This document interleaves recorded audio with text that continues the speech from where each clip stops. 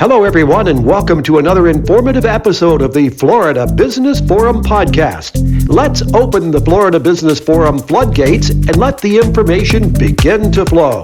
Here's your Florida Business Forum information guru and anchorman, Sam Yates. Hello, everyone, and welcome to another episode of the Gold Coast Builders Association Builders Spotlight. I'm Sam Yates, your executive anchorman, and today I think I'm doing a little bit of everything as we have a special guest for us. And for those of you that were with us in Orlando for the Southeast Builders Conference, you probably saw or heard our guest because he was involved in a variety of activities. And the reason that he was involved in so many activities is because his information is very important to the building community. And as he begins to talk a little bit, you'll find out why I'm saying that. But join me in welcoming State Representative Toby Overdorf, District 85 from the state of Florida. Toby, welcome to the program. Thank you so much. Appreciate being here, Sam, and hello to your members as well. You know, and I have to let our members know that I'm not being disrespectful by saying Toby instead of representative, because there's only one Toby in the state. And I'm happy to say that technically I have Toby as a neighbor near my office. So we share the same neighborhood. But, you know, you literally were man on the spot as far as providing information to our building community. And we have a number of topics that we want to talk about. If you are wanting to pose a question, do so, jump in. But let's start with what is called 404. And for those that are going, what the hell is 404? I won't even get into the rubber ducky rule, but tell us what's going on. Well, Sam, thank you, first of all, for having me here today. And yes, I represent District 85, which is basically the north half of Martin County and the southern half of St. Lucie County. But that being said, I am also a Treasure Coast Builders Association member. My company is Engineering, Design, and Construction, EDC, based in Port St. Lucie, Florida, and a second office in Melbourne, Florida as well, which we recently opened up over the last year. So we're a full-service engineering, planning, and environmental consulting firm that works from Jacksonville to Miami and everywhere in between. So you name it, we do it. That being said, I'll get that plug out of the way and go on to the state business side as well. So when I was in at the Southeast Builders Conference, one of the items that I talked about was the 404 permitting program. This is the federal wetland permitting program that allows for impacts to wetlands and or jurisdictions to be done on lands to determine if, in fact, there is a federal wetland on your property or not. Until this last year, the 404 program had been delegated to the state of Florida and had been delegated to the state of Florida for approximately 5 years. There were three states in total, with Florida being the third, that the federal government had allowed for this. And basically it says that, all right, state of Florida, you can go ahead and administer this federal program. Well, over the last couple of years, Florida had finally gotten to a point where we were really motoring along. Permits were coming out with an actual timeline. People were responsible for issuing these permits.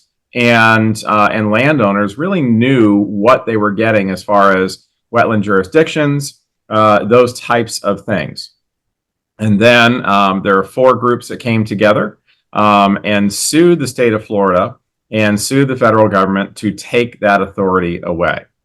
Well, in my opinion, some judicial activism happened, and one single judge, decided that the state of Florida would no longer be able to administer the 404 program and brought it back to the feds.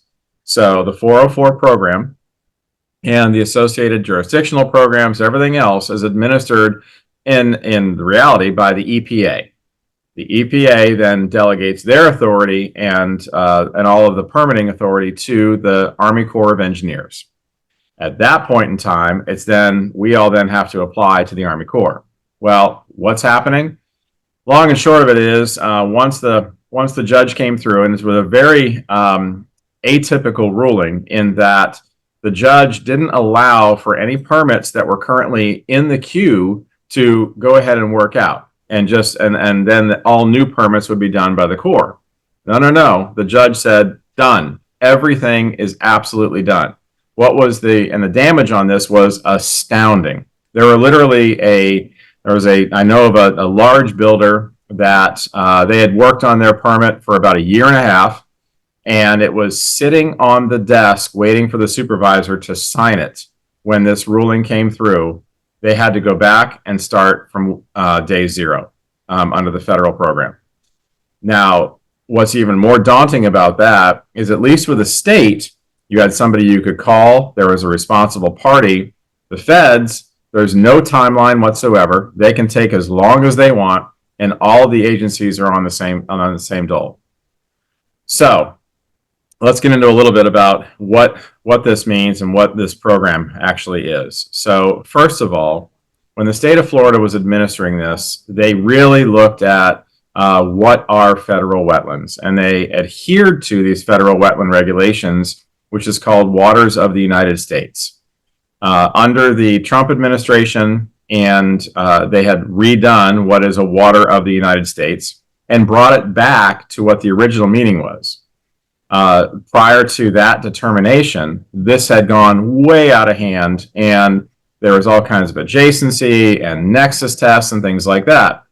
Well, this was compounded by the Supreme Court saying there is something called the Sackett ruling. So the Sackett ruling also says that this adjacency thing, this nexus stuff, is not actual what we should be looking at. What we have to be looking at for what is a federal wetland is there flow and continuous flow between point A and point B, and therefore that is considered to be a connected wetland. Okay, so if there's not that continuous flow between these 2 points, then one of those areas is not jurisdictional. Well, unfortunately, our federal partners said, well, thank you very much for that ruling. And they went ahead and said, you know what? There's still the opportunity for connection through elevation. And they look at that this area here and this area here is connected because there's possibly an elevational change between the two of them, and possibly this one here could go to this one here, even though it doesn't happen all the time. And there's not what is called an ephemeral connection, a constant connection, not ephemeral. Ephemeral means part-time, basically, and only in a stance of a flood. So that being said, the feds basically said, yeah, thanks very much for the Sackett ruling. We're not going to do that. Also, the feds have said this. I don't know if you've heard about something called the Chevron ruling as well. Chevron ruling is where the Supreme Court said, look, agencies, you don't have the power to write legislation. You have to follow legislation. And what they said to these agencies is, you need to follow the legislation, not write your own rules constantly. Guess what? EPA said, thanks very much, appreciate that, and they went ahead and they're basically writing their own interpretation of these rules. So what is happening now as a result of that? There are several cases that are moving forward. The case that obviously has the biggest impact on the state of Florida is our appeal of the previous judge's ruling. That appeal, the first brief is coming out in August, and then a final ruling on that should happen in November, as far as if, in fact, the state of Florida can take back the overall program and have it back to us. I suspect that it's probably going to continue to stay with EPA, and we will not see a change back to the state of Florida until we have a change in executive power, and in fact, there's a new administration that comes in. Now, why is that also?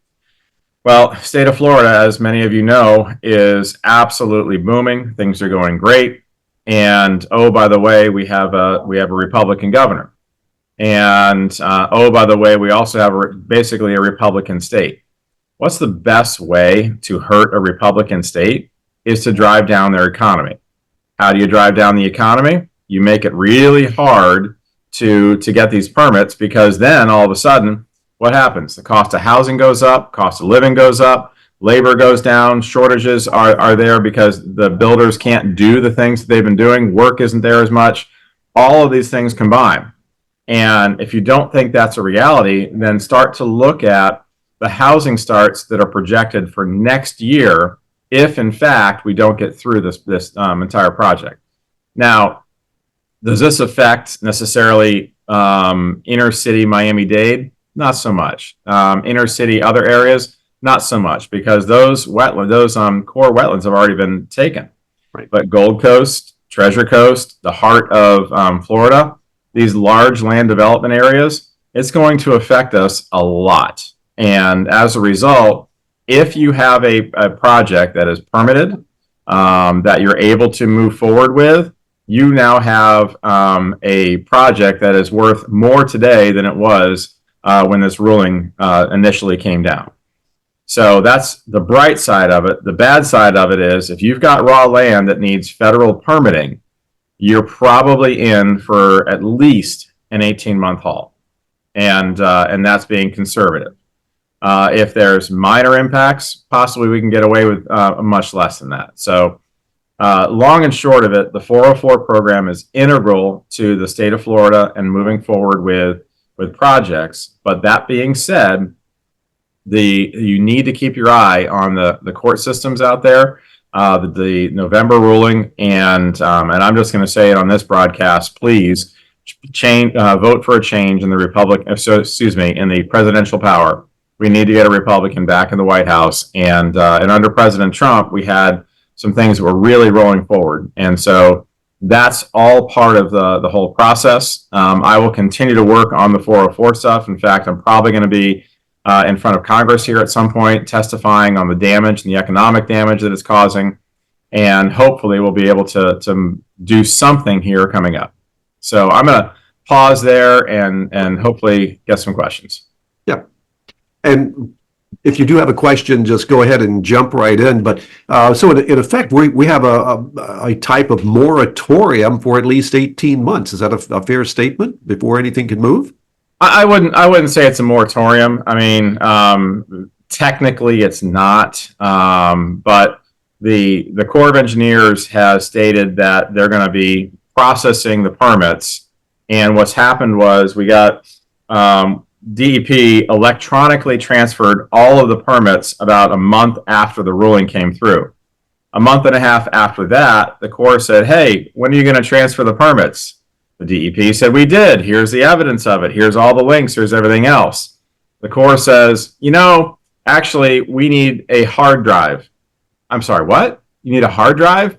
And so they literally took all of the material that was associated with these permits, placed them onto a hard drive, and then had to hand deliver that hard drive to the Jacksonville office. About 2 weeks after that, the Corps finally recognized that all of that had been transferred. So I wouldn't say it's a moratorium, other than bureaucracy is really what I would say it is, and you have a forced bureaucracy on you that is causing these delays. What can we collectively as builders, individually as builders, collectively as associations do for the cause? I know, yes, voting is one of those, but what else can we do? So I would ask you to please get your horror stories together, get your financial impact together.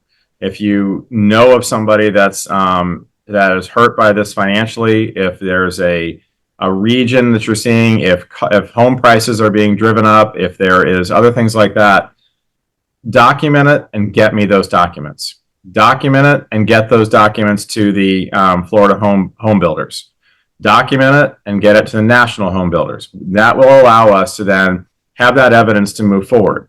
Additionally, if you are able to also talk to any builders out of state that talk about this particular program and how it's now being interpreted as far as the jurisdictional determinations, that would be fantastic as well. So I don't want to make it just about Florida, if possible. If we can get other states to also talk about the detrimental effects of the EPA, that only enhances our case. So right now, anything that you can think of, document, etc., that shows the negativity with this type of permitting would be very helpful.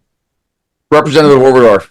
Yes. First of all, shout out to EDC. I feel like a dummy. You and I have crossed paths so many times. Yep. I had no idea you were VP of EDC, and I use EDC all the time for my own business, and never got that high up in the food chain at your company. Mad props to EDC. Well, thank you so much. At SCBC last week, you were discussing that permit that was about to be signed. Yes. And I like when we have these conversations and it's all super high level, broad brush strokes. Look, this narrows down and it affects real company with real people. Can you just enumerate like the scale of this? Like I heard the number of homes that were held up. Can you just give us like a little real life example of how this is affecting other FHBA members that you maybe don't want to name them, but like the real brass tack numbers, so that we can get an idea of what this is. Sure. Well, I mean, you can imagine the Lennars, D.R. Hortons, the Pulte's that are out there that have these, larger projects. But there's also, many other home builders that have, 100 to 300 unit developments. In this particular case, it was, if I recall correctly, it was about 1,500 homes. That were in fact going to be constructed as soon as this permit was issued. Think about the logistics associated with that, the piping that was going to be going in, the land clearing associated with it, the even down to the silt fence, and then you've got the concrete, and all that stuff had to be laid out. And here's a schedule. And all right, guys, we're almost there. We literally have, this is, I've talked to them. It's going to be signed tomorrow. And so everything was moving ahead. The bank loans were signed, the interest rates were set, etc. And then all of a sudden, done. And they can't move forward as a result. They can't do the impacts. They can't do the land clearing. All of those contractors that were lined up, that is a tremendous financial impact. And now that builder's also on the hook for the financing. Think about all that money that came out. And potentially he could have just said, all right, look, I'm not going to take this right now. Here, it's back. But what if they had taken a bunch of that ahead of time? Now they have that interest. And plus, they have to hold that land as well while it's going through. They already have their local permits. They already have their state permits. And if, in fact, now we have to wait another 2 years, what do they have to do? They have to pay all the professionals to go ahead and extend those permits, extend that time associated with it. And by that time, potentially, the real estate market may have shifted. I mean, we saw this back in 07, where all of a sudden, things were going in 04, 05, and then 06, 07 started, everything started to go down. If you didn't have your permits ahead of that, you were in a world of hurt. And we saw that through here. So potentially that is something that is a real world example that because of this one judge's ruling, one judge, I'm going to say that again, one judge, because of his ruling, as a result, all of this financial harm has happened. And that is the most egregious example, of course. But I can guarantee you there were several other permits that were within a month of being issued. And I think it's also really important. We have a small Zoom room. It might not impact the folks in this room directly. But, Andy, I'm watching you nod your head, and I know that people that are impacted by this. And kudos to our state rep here for being so accessible, because just like that one judge had the negative impact, we in this room, or you out there watching this, can bring someone into this conversation through our state rep that is going to make a difference. That is how this works. It is one remove. So I'm imploring everybody, not just as the ringleader of the political action committee for the FHBA, just as a Floridian and an American. Holy smokes, you got to stand up and get involved. And I know you need those testimonials. So if I can just echo what Toby said, let's get some other folks, some real people to tell their stories. And that's the only way we're going to get resolution out of this thing. Yeah, the egregious overreach of our federal government, it needs to be documented, needs to be brought forward and shown the real world, real life impacts that are happening as a result of these decisions. And frankly, the monarchy that's known as EPA and specifically EPA Region 4. Representative, how can people get in touch with you to get that information to you? What's the flow to get in touch with you? Well, first of all, if you go to myfloridahouse.gov, I'm the only Toby in the entire house, and also you'll see my district page there, District 85. There's a website. There's a website there. There's emails there, contacts for your members, and if you'd like to contact me at my work as well for civil engineering. That is Toby Overdorf. So just my name, Toby Overdorf at edc-inc.com. So Toby Overdorf at edc-inc.com. Feel free to get me there as well. And we'll do a little crossover.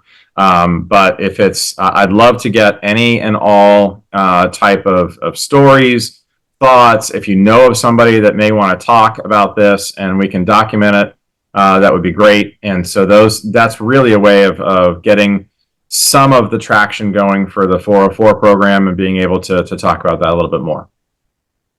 Now, you personally, are you coming up for re-election that we can stand behind you?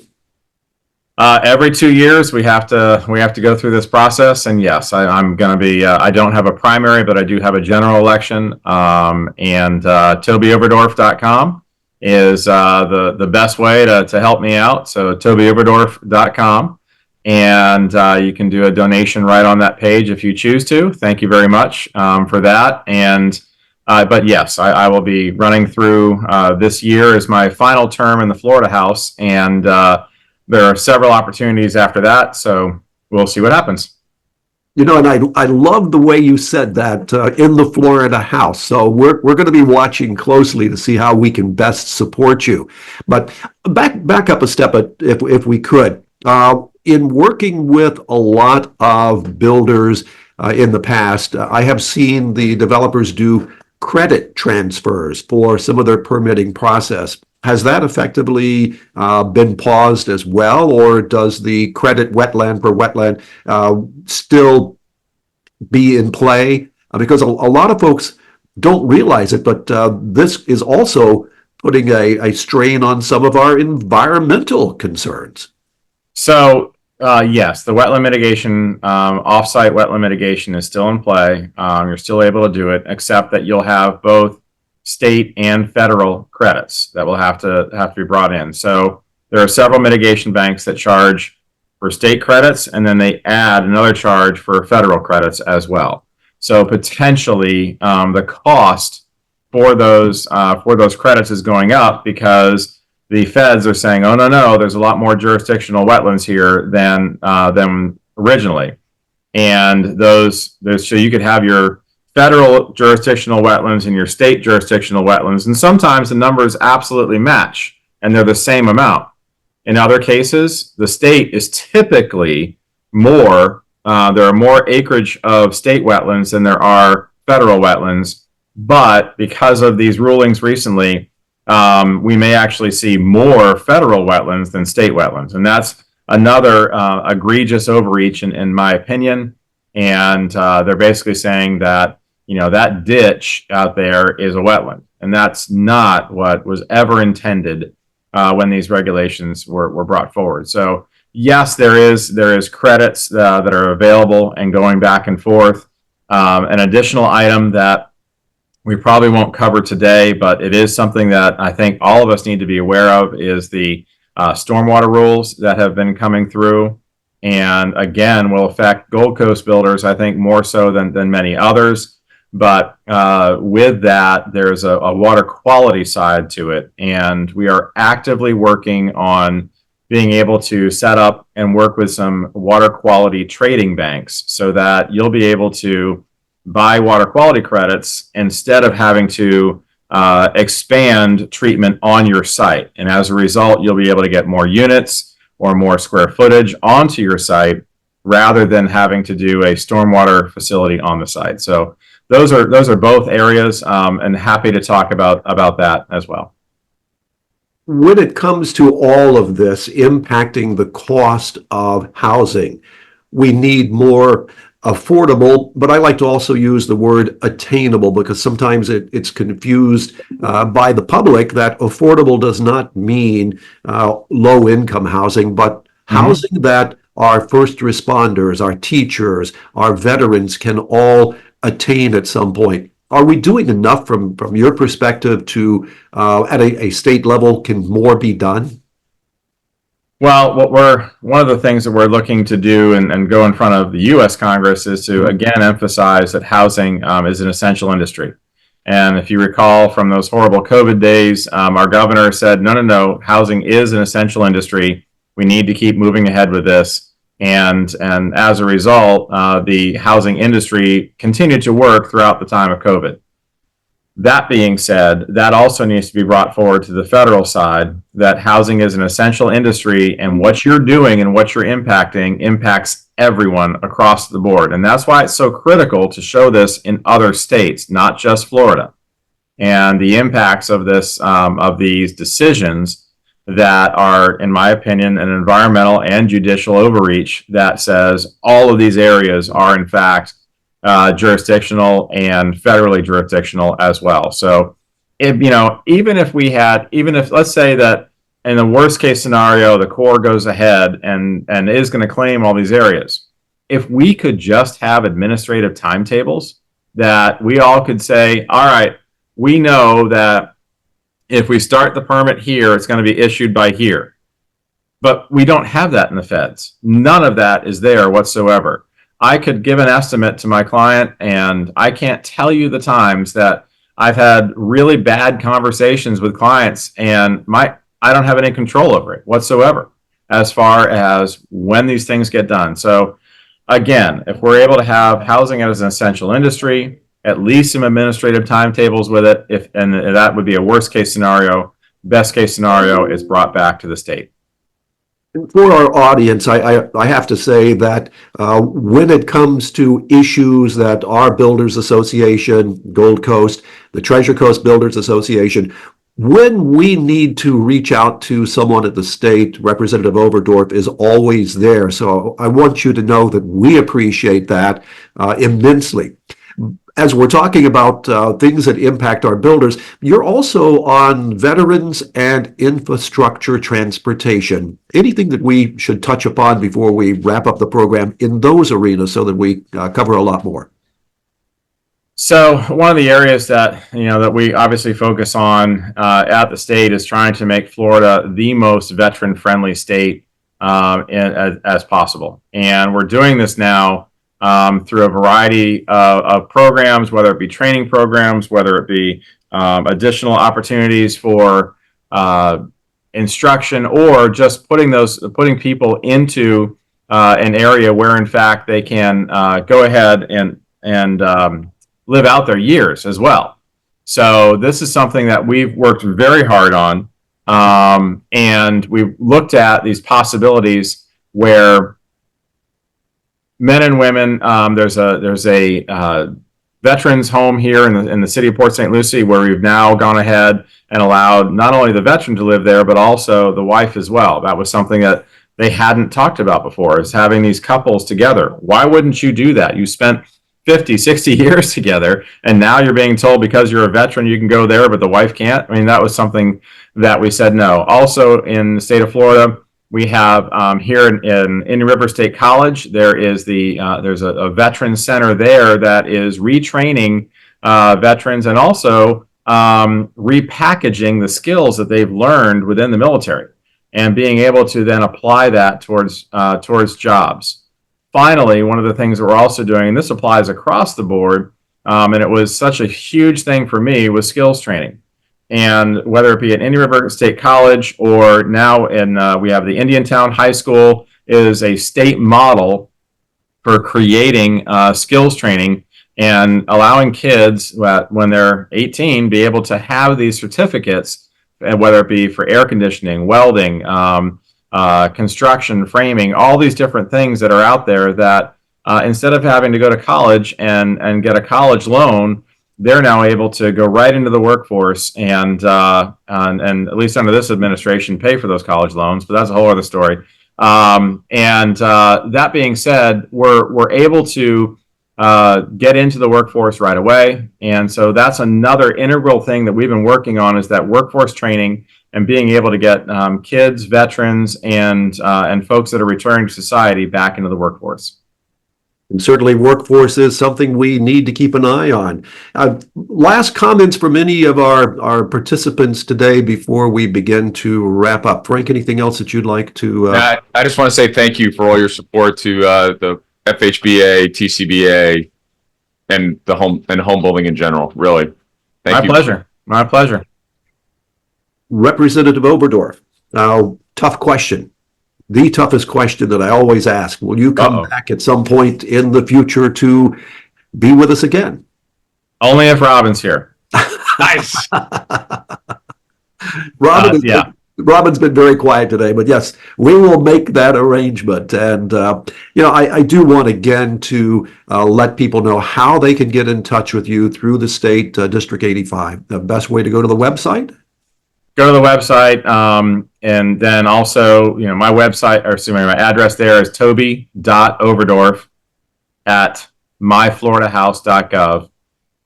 Toby.florida@myfloridahouse.gov is the email address there. TobyOverdorf.com is also a great way to get in touch with me. There's an email contact there.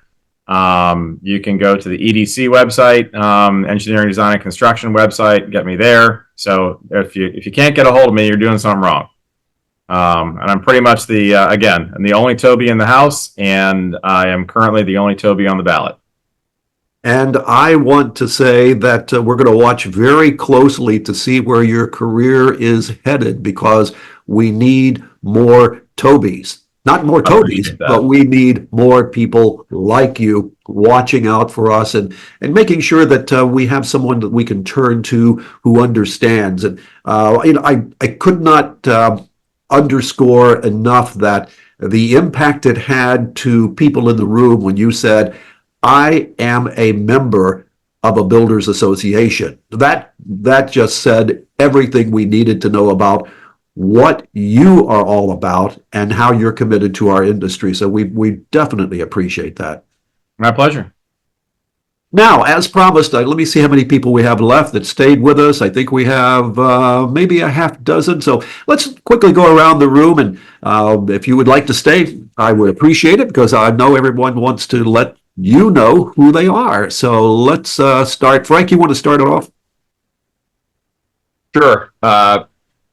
Hello, I haven't met a couple people in here. My name is Frank Coppola. I'm the immediate past president of Gold Coast Builders Association, and I'm chair of the Florida Home Builders Association Political Action Committee, and chief catnip mixer for all things related to Home Builders Association. It's been an amazing ride the past 11 years.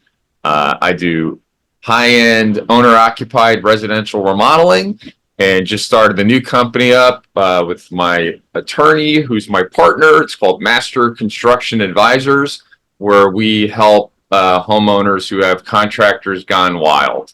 I'm working on a project right now up in your neck of the woods, Toby. In Sewell's Point, we have a project, 7 years, new construction, 7 years, and they don't have their certificate of occupancy. And we're coming in there to clean up the mess and get these folks in the home. It's just remarkable. So if you know anybody that is in between frustrated and wants to send Tony Soprano, we're probably somebody that could help them out. Love to help somebody that's in trouble. It's just that is definitely I think one of these days when it all comes to a conclusion, that's something that we want to take a look at and spotlight in our newsletter, because it's something that will make your hair stand on end, and you'll pull your hair out because of some things that you ran into. So kudos to you, Frank. Thank you. And it ties back to this whole 404 thing, because it's like boiling a frog. These folks get in these situations and they go, is this normal? What do you mean you're going to put my permits to square one?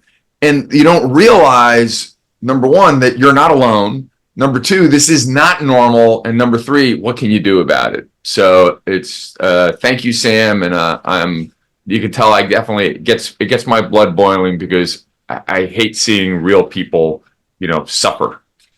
All right. Robin, you were mentioned, so you want to say good morning? Good morning. I'm Robin Hubner. I'm the executive assistant here at Gold Coast Builders Association. And welcome, everyone. All right. Thank you, Robin. Stacy. Good morning. Stacy Toby, Home Team Pest Defense Builder Sales Rep, the nation's largest provider of termite pre-treat and integrated pest control. And I have to say that Stacy is going to be joining us, I'm sure, for a few more episodes upcoming. I did talk to the national organization of which Stacy's company is deeply embedded. They're the best in the nation, and they are going to have an expert here in the near future to talk to us about pest control. And, it's everybody thinks about pest control and they think of Formosan termites, but there's something even worse. You want to give us a little tease about that? Asian. Now you know. More aggressive. And it's yes, it's a concern. It is. It's a statewide concern. Yep. And it's in our backyard. So we'll look forward to knowing more about that. Andy, good morning.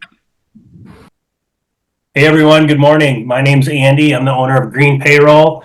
Toby, that was a great conversation and explanation. My head goes right to I'm from Minnesota, and there's always a lot of talk about the federal wetlands, state wetlands, mining, EPA. And one thing that I think ties into what we do and what you had said is just dealing with a lot of red tape, the IRS, you can get to a certain point and they will just pull the plug, no questions asked. And so I've dealt with that for over the course, I think, of the last Green Payroll has been in existence for about 11 years now. And, I understand the need to fight against the IRS. The government, and just not taking no for an answer. So I appreciate your time, and that's what we do. Appreciate that very much. And Mr. Samuelson. And I'm going to ask you to... there we go. Yep. Good morning, Tom Samuelson. Yes, I work here in Jupiter at a company called Definitive Electronics. We provide low voltage solutions and integration for large scale homes, as well as network, audio video systems, all the fun stuff that you can plug in and make your house work for you. All right, very good. And for all of our participants who decided to leave early, this would have been your time to shine. But nonetheless, we are going to say thank you to everyone for participating. We'll put this together. And I'm Sam Yates. I'm your host. I am your anchor man, and I am your executive. So one more time, Representative Toby Overdorf, I would like to say a special thanks to you for taking your time this morning, and also a special thanks to your staff for helping to arrange this. Thank you for being here. My pleasure. Sincerely, thank you so much for the opportunity as well. Love doing it. Very good. And don't forget, we're going to watch to see where he ends up next, because he is coming up for election. I couldn't resist that.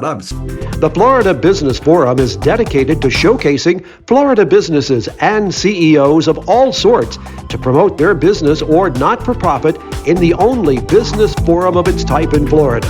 Thanks for tuning in, and remember, the Florida Business Forum is now accepting guest applications.